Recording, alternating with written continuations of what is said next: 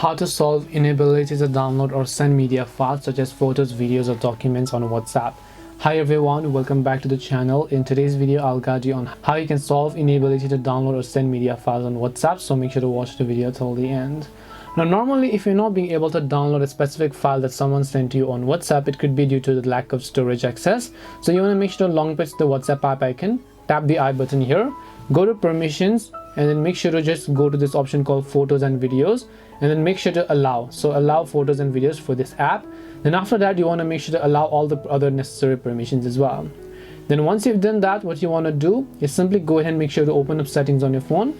Check if your device has enough storage left. So just go to this option called battery and device care here, and then just go to this option called storage, and then just make sure you have enough storage, because sometimes if you have insufficient storage, then WhatsApp will not be able to download media to your phone. There is still one more settings you can do inside of WhatsApp itself. Open a WhatsApp, then just tap the three dots here, then go to settings. Then once you go to settings over here, what you want to do is simply go to chats, and then you'll be able to see all the sorts of options.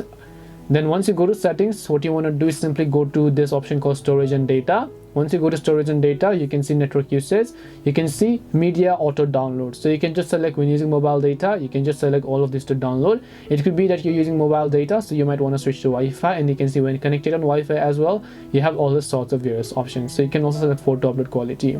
Once you've done that, open up WhatsApp, check if the WhatsApp app has an update, and if it does, then make sure to update it to the latest version.